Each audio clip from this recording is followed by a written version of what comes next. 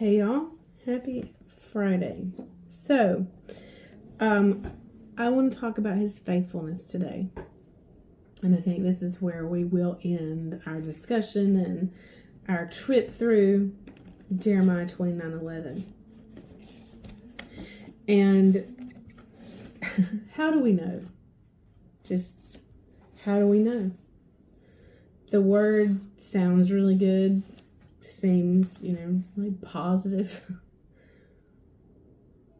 That if I seek the Lord, like the young lions, the wealthy, they may lack food and suffer hunger, but they who seek, inquire of, and require the Lord by right of their need and on the authority of his word, none of them shall lack or be in want of any beneficial, good, appropriate, prosperity, moral thing. And we can trust that. We can trust where Jesus said, keep on asking, keep on seeking, keep on knocking. For everyone who keeps on asking receives, and he who keeps on seeking finds. And to him who keeps on knocking, the door will be opened.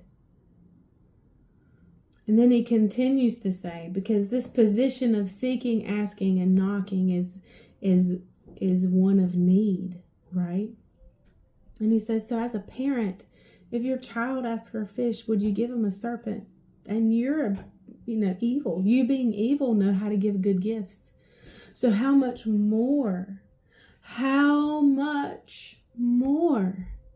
does your Father in heaven know how to give good and advantageous gifts to his children? Paul writes in Philippians 1, chapter 6, he says, and I am convinced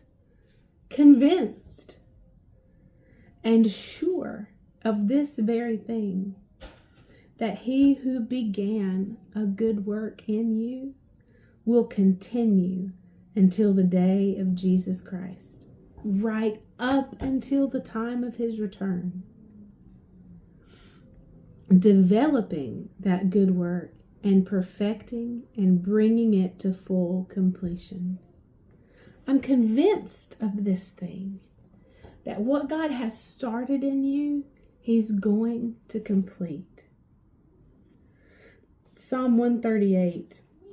We've read this several times throughout our study here, but I just love it.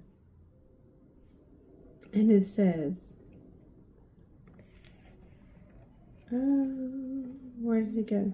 I apparently just got the whole chapter down.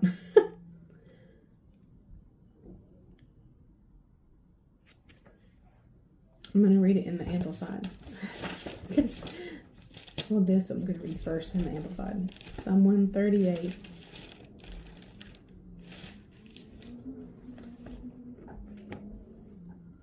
In the day, this is verse 2. I will worship toward your holy temple and praise your name for your loving kindness and for your truth and faithfulness. For you have exalted all else, above all else, your name and your word. And you have magnified your word above your name. In the day when I called, you answered me. You strengthened me with strength, might, and inflexibility to temptation in my inner self.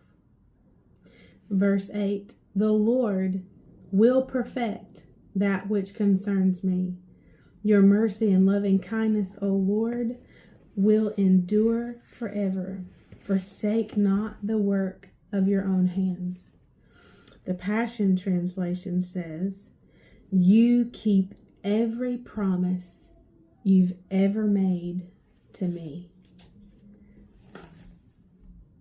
And Psalm 33 verse 4, for the word of the Lord is right, and all his work is done in faithfulness. All of his work is done in faithfulness. You keep every promise you've ever made to me. Every promise that's given by his word, he keeps. He honors his word even above his name. Even above his name. I was reading in Joshua, I believe that's where I've been having my study time, my personal time here recently. And after Jericho, that triumphant victory, the Israelites were obliterated at Ai. And Joshua went to the Lord in Joshua 7 verse 8. He said, "Oh Lord, what can I say now that Israel has turned to flee before their enemies? For the Canaanites and all the inhabitants of the land will hear of it and will surround us and cut off your name," or cut off our name, "from the earth." Joshua said, "And what will you do for your great name?" Verse 10, the Lord said to Joshua, "Get up. Why do you lie thus upon your face?" Get up, Joshua. My name will not be cut off. I will defend my name. I will defend my people. And I will honor my word. That's what he says to us. Get up. Why do you worry? Because I will keep my word. He's honored his word above his name. And all of his work is done in faithfulness. So you can rest assured that he knows the thoughts and the plans that he thinks towards you.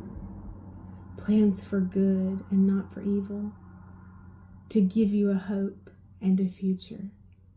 And if you will seek him with all of your heart, then you will find him. And we will start fresh next week. I'll see you then. Bye, y'all.